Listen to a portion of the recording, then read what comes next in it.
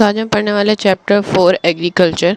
तो एग्रीकल्चर मतलब वही होता है सिंपल वर्ड्स में फसल उगाना और कुछ क्या। तो मतलब पहले है introduction of importance of agriculture. Agriculture का इम्पोर्टेंस क्या होता है।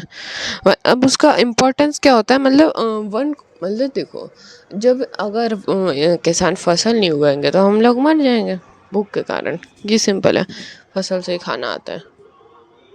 वीट जैसी चीज़ें ही तो होती है ना, तो वही उन्हीं सब से। अब अंदर रफली 1/4 ऑफ द अर्थ का मतलब 1/4 एरिया मतलब कितना होता है। जैसे कि कोई भी जैसे कि क्या बोल सकते हैं, कोई भी एक छोटी सी मतलब कुछ भी चीज़ का अगर हम उसके 4 पीस करें, 1 2 और फिर उसका जो एक पार्ट होता है, एक सेकेंड, हाँ, तो इसको बोला जाएगा 1/4।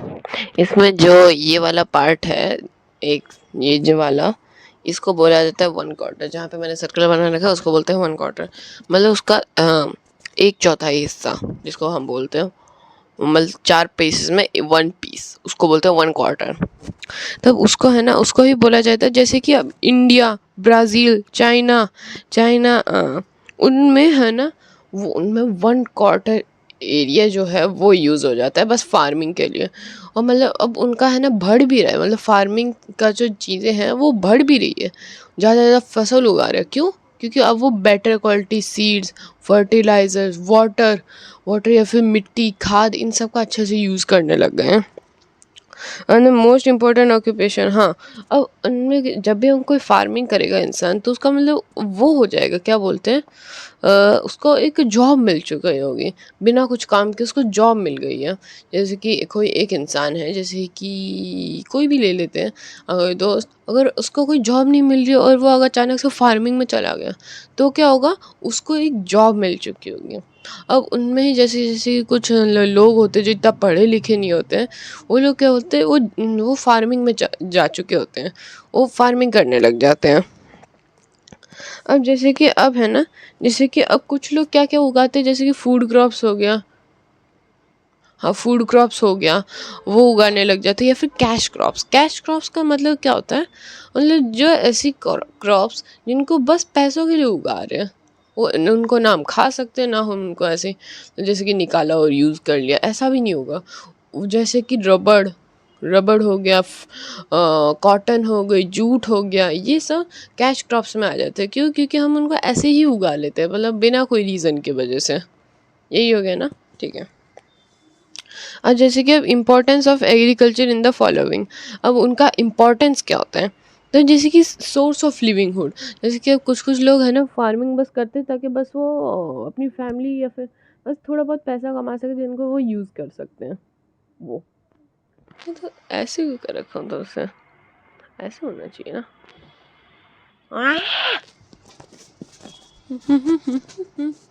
हाँ ठीक है। हाँ, और जैसे कि कंट्रीब्यूशन इन नेशनल इनकम, उनका नेशनल इनकम में आ जाते हैं।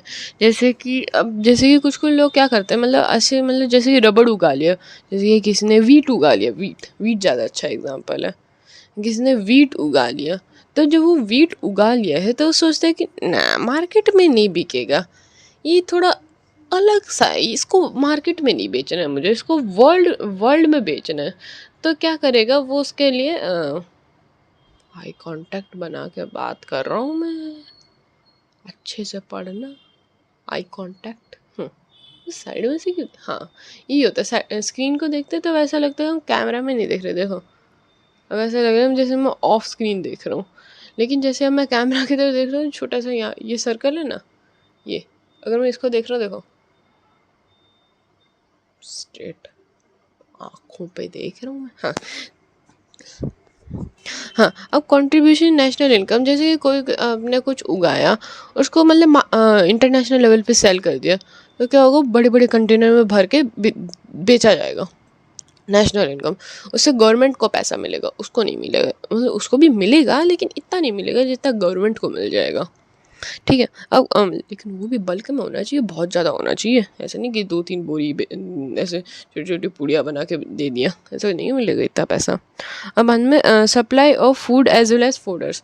फोडर्स मतलब होता है खाद, जैसे कि अब supply of food as well as fodders, तो इसका मतलब वो कोई फूड उगाता है, जैसे कि अब चलाते हैं ना गाय को, तो उन तो जब वो उसको भी तो अपना हल्का होना है, तो जब वो हल्का होएगी तब है ना, मतलब उसका जो खाद बन जाएगी वो खाद दे देगी। हाँ, ये होता है, दोनों तरफ से प्रॉफिट आ रहा है, जो फसल वो उगा रही है वो भी खा रही है, और वो जो निकाल रही है उसका वो भी फसल में।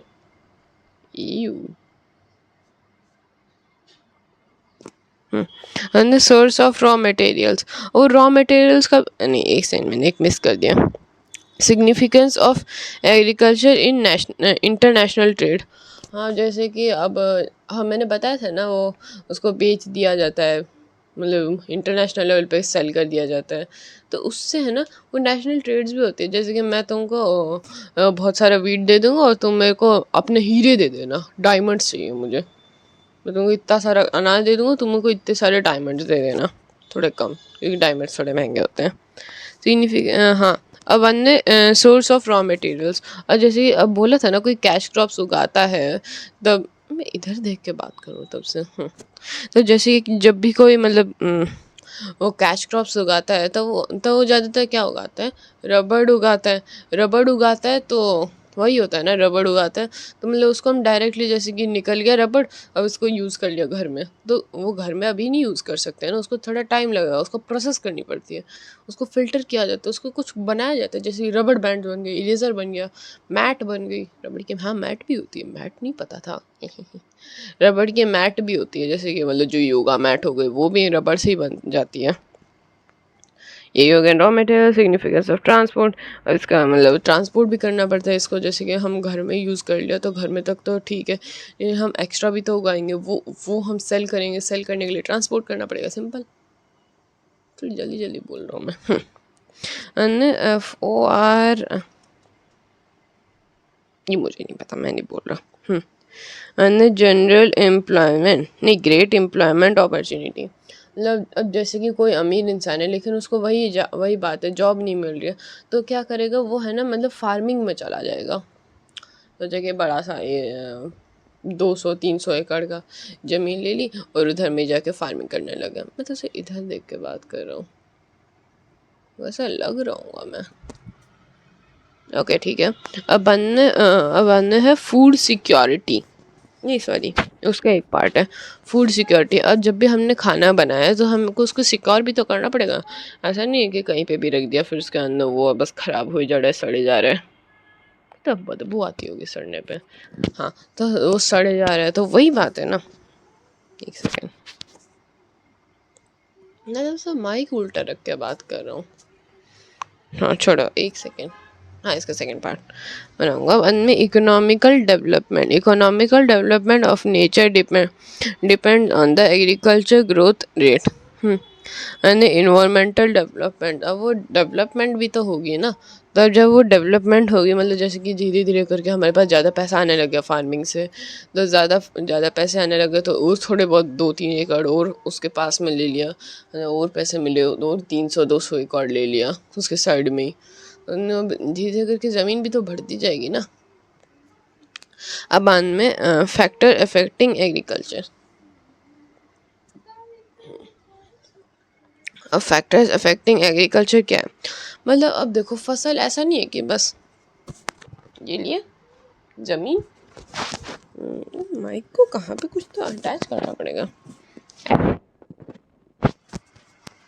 एक सेकेंड, कुछ जुगाड़ लगा के देखते हैं।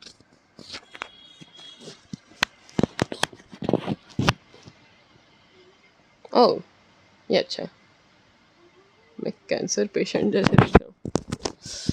कट, 2 सेकेंड, ऐसे ही ठीक है, मुझसे नहीं हो रहा। हाँ, जैसे कि ज़मीन है फ्लैट सरफेस, उसके ऊपर हमने ये सीड लगाया और पानी डाला और फसल उग गई, ऐसा नहीं है। उसको सीजन्स होते हैं, उसके टेम्परेचर्स होते हैं, स्पेशल टेम्परेचर्स उसके लिए होते हैं, और बहुत सारी चीज़ें होती हैं, उल्टा नहीं पकड़ रखना, हाँ सीधा, हाँ उसके लिए भी स्पेशल चीज़ें होती है। तो जैसे कि हम क्या ले लेते हैं, जैसे कि अब हाँ वीट को ज़रूरत होती है 10 to 15 डिग्री सेल्सियस। ऐसा नहीं है कि मतलब उसके आसपास आग ही लगा दी हमने।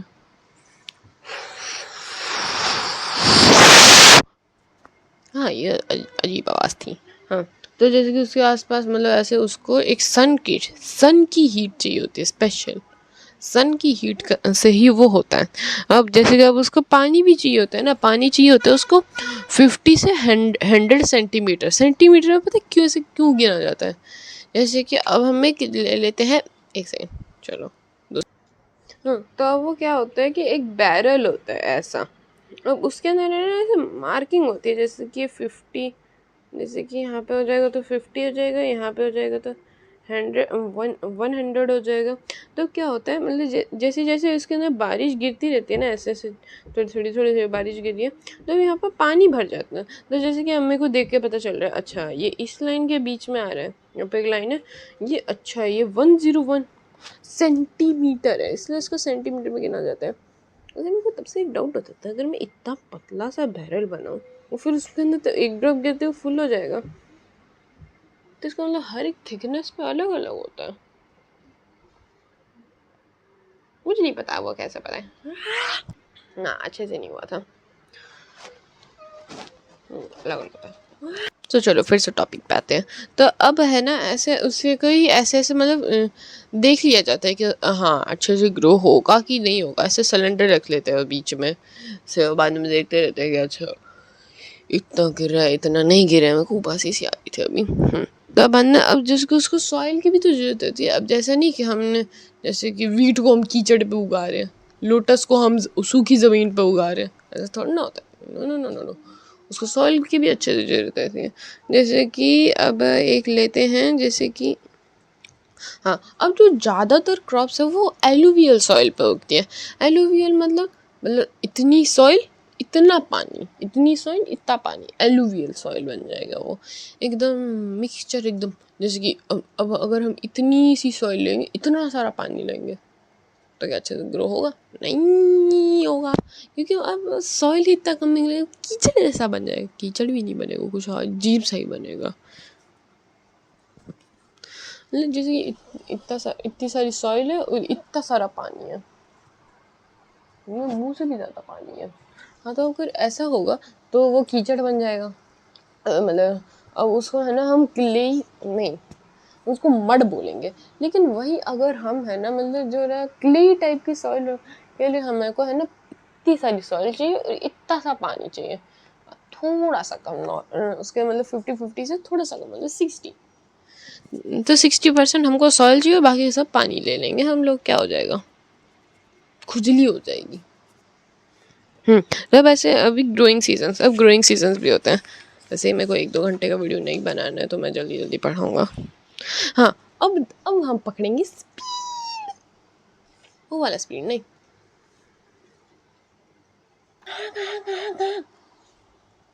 ये वाला स्पीड नहीं, ये वाला स्पीड, यही वाला स्पीड तो मुझे चाहिए। फिर से मैं ऑफ टॉपिक चला गया। तो अब हम देखेंगे टाइप्स ऑफ फार्मिंग। पहला होता है substantive farming, commercial farming, organic farming. 3 type की फार्मिंग होती है, वैसे मैं करेक्ट बुक यूज़ कर रहा हूँ। हाँ अब सब्सटेंसिव फार्मिंग में आते हैं प्रिमिटिव फार्मिंग और शिफ्टिंग कल्टीवेशन। फार्मिंग नहीं, कल्टीवेशन। तो प्रिमिटिव फार्मिंग अब चलो देखते हैं। अब सब्सटेंसिव फार्मिंग, अब इसका क्या मेन एम होता है? जैसे कि हमारे पास अब थोड़ा अच्छी सी आवाज़ शायद से नहीं आएगी, इतनी सारी लैंड होती है जिसके इतना सारा लैंड होता है, लेकिन हम है ना हम देखो जैसे कि मान लेते इतना लैंड है हमारे पास, अब उनमें से हम थोड़ा बहुत तो अपने लिए उगा लेते हैं। मतलब जैसे कि ये क्रॉप्स है, ये फैमिली यूज़ कर लेती है, और थोड़े सा और क्रॉप्स। अब इतनी सारी जो क्रॉप्स है ना वो हमारी फैमिली यूज़ करती है, और थोड़ी बहुत इतनी इतनी इतनी इतनी इतनी इतनी बच जाती है। तो जो इतनी सारी क्रॉप थोड़ी सी बच गई है, उनको ये लोग सेल कर देते, उससे ये लोग अपने पेन्स, इंक ये सब खरीद लेते हैं। और बाकी से जितना भी कुछ होता है, हाँ मैं पूजा से आया हूँ।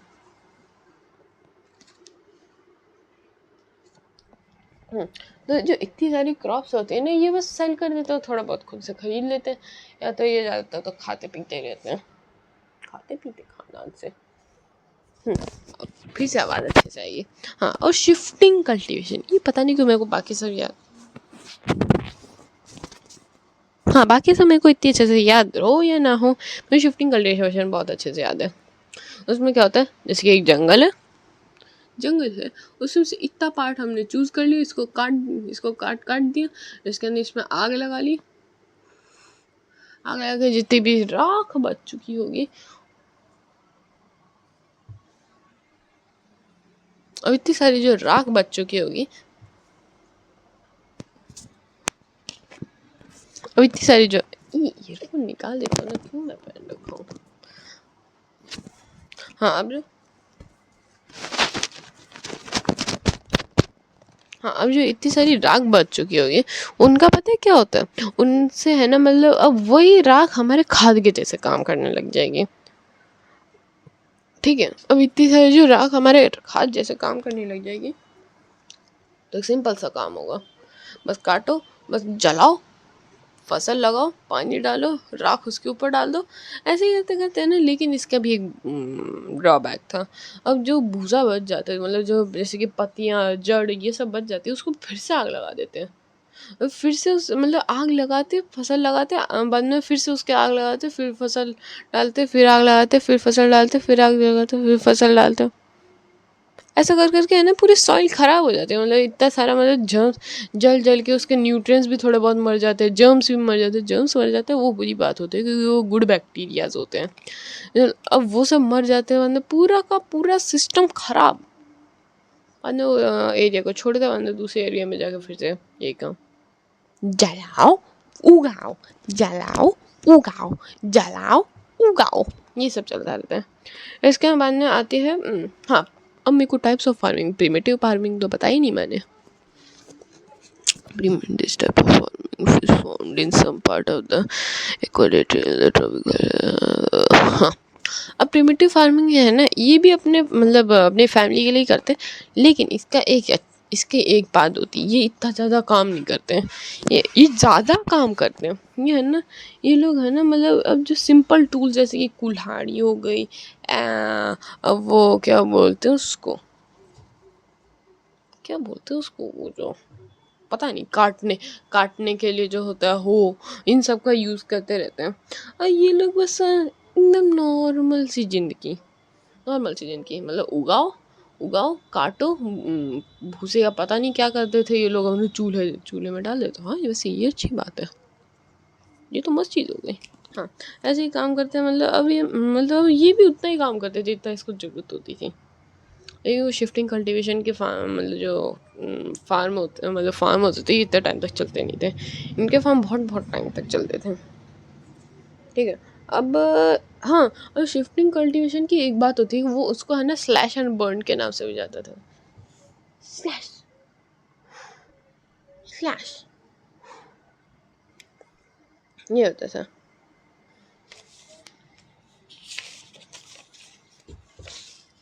नेक्स्ट प्लेस पर लगने के लिए 2 घंटे लगे, ये अब कॉमर्शियल फार्मिंग, मेरे को नींद आई है।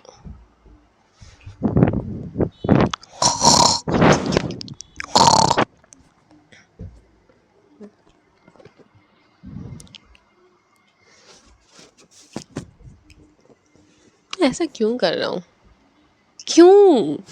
तो बाद में अब है ना, अब कॉमर्शियल फार्मिंग का मतलब ये है ना, ये क्यों करते थे, क्योंकि अब ये क्यों करते थे, हाँ, अब मतलब अब ये जो होते थे ना, ये ज़्यादातर most of the time cash crops उगाते हैं। कैश क्रॉप्स बताया दिया था बस प्रॉफिट कमाने के लिए। अब ये लोग है ना, बस इनको ही उगाते थे, ये मोस्ट ऑफ द टाइम इन्हीं चीज़ों को उगाते थे वर्ल्ड मार्केट में बेचने के लिए, जैसे कि रबड़ उगा लिए, वीट उगा लिए, ये वीट वीट नहीं, ऐसे ही मतलब बहुत सारे होते थे जो मतलब बस ऐसे ही उगा लेते थे, बस उनको उगाया और बाद में बेच दिया, उगाया बेच दिया। ये कुछ खाने के लिए नहीं होते थे, फूड क्रॉप्स नहीं होती थी ये लोग। अब एक्सटेंसिव फार्मिंग अब ये होती थी ग्रेट एरिया में विथ लेस पॉपुलेशन। ये कम कम पॉपुलेशन वाली जगह पे, जैसे साउथ अफ्रीका हो गया सॉरी, यह होता था ये बस। हाँ, हाई वेस्टफुल ऑफ यील्ड, मतलब अब ये लोग इतनी ज़्यादा एरिया उगाते थे लेकिन एक क्रॉप यहाँ पे, एक क्रॉप यहाँ पे, एक क्रॉप यहाँ पे, एक क्रॉप यहाँ पे। देखो कॉमर्शियल फार्म मतलब इंटेंसिव फार्मिंग में क्या आते थे, ये लोग लेस एरिया का यूज़ करते थे। जैसे कि ये थी वो इंटेंसिव में एक क्रॉप यहाँ पे, एक क्रॉप यहाँ पे, एक क्रॉप यहाँ पे, एकदम इतना सा गैप छोड़ते, इतना सा छोड़ दोगे। लेकिन एक्सटेंसिव फार्मिंग में एक क्रॉप यहाँ पे, एक क्रॉप एक किलोमीटर दूर, एक क्रॉप यहाँ पे, 1 किलोमीटर दूर, इतना सारा एरिया वेस्ट ही कर देते रहते थे। ये अब देखो एक्सटेंसिव फार्मिंग में 240 एकड़ से लेके 16,000 एकड़, एक एकड़ बहुत बड़ा होता है। हाँ, उसके अंदर आराम से 3 से 4 मतलब बहुत सारे लोग उसके अंदर 16 से 20 30 इतने सारे लोग आराम से रह सकते हैं। इतना एरिया होता था वो, ये मतलब लेट सकते हैं आराम से फैल के पूरा, मतलब डबल डबल बेड ही बहुत सारे लग जाते थे। बहुत बड़ा एक मैंने एक बार देखा था, पता नहीं कहाँ पे देखा था, मुझे नहीं पता जैसे पापा ने एक बार दिखाया था मेरे को, 1 एकड़ कितना होता है, बहुत बड़ा होता था। 16,000 एकड़ सोचो कितना बड़ा होता होगा। एक बंगला बना लो उसमें, बंगला भी नहीं, बंगला के साथ में गार्डन और बन जाएगा। हाँ, और इंटेंसिव फार्मिंग में small land with high population, मतलब बहुत सारे लोग होते थे उधर में, इसलिए हर एक कोने कोने में तो फसल लगा लेते थे ये लोग, और इतना इतना गैप छोड़ते थे, मतलब फसल के ऊपर ही चल लेते थे ये लोग, ताकि मतलब फसल ज़्यादा उग जाए और हम आराम से उगा भी लें। और और फिर इसके अंदर अब इसका क्या होता था, ये स्मॉल साइज ऑफ होल्डिंग, मतलब छोटे छोटे एरिया का यूज़ करते थे ये लोग, और वो भी यूज DROUGHT ड्राउट एनिमल, पता नहीं ड्राउट ही पढ़ेंगे शायद से इसको, उतना वो उन एनिमल्स को ये लोग यूज़ करते थे। डोमेस्टिकेशन ऑफ CRE,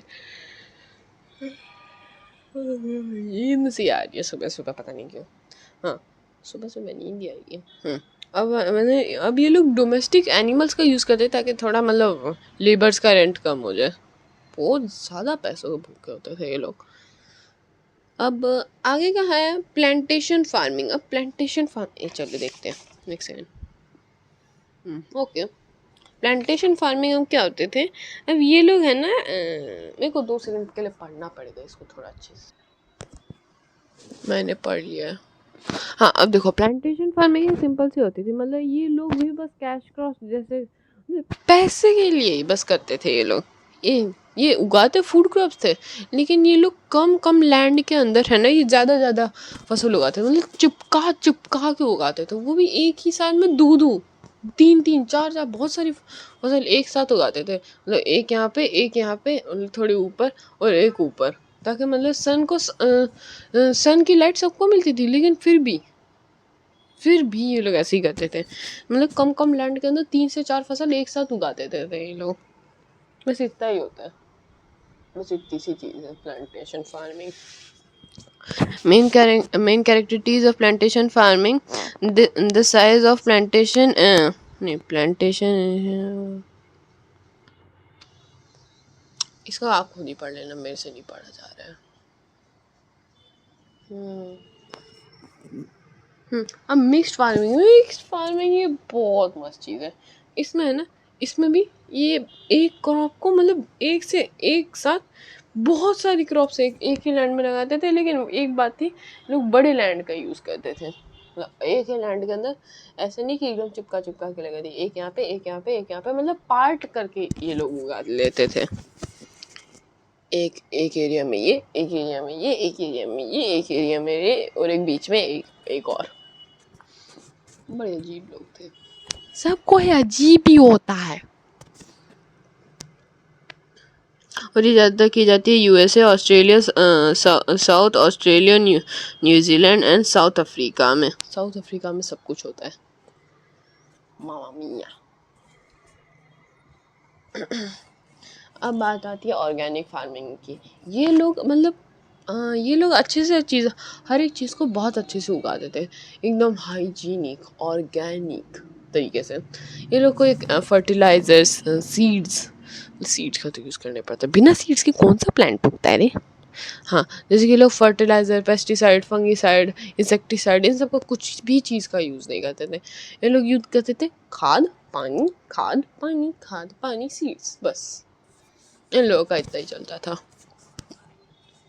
अभी नेचुरल क्रॉप्स उगाते थे। हाँ, और ये हाँ, और ये बायो फर्टिलाइजेशन नाम की भी कोई चीज़, ये मतलब ये बस बायो फर्टिलाइजेशन करते हैं, मतलब बस सीड्स अच्छी क्वालिटी के ले लो, सीड्स अच्छी क्वालिटी के ले लो, या फिर उनको प्रॉपर केयर दो, ये सब दो, तो इसको बायो फर्टिलाइजेशन बोलते थे। ऐसा मैं सोचता इंजेक्शन लगा के फसल को बहुत अच्छा सा कर दिया। अब नेक्स्ट पार्ट प्लीज़, अब मेरे को रेस्ट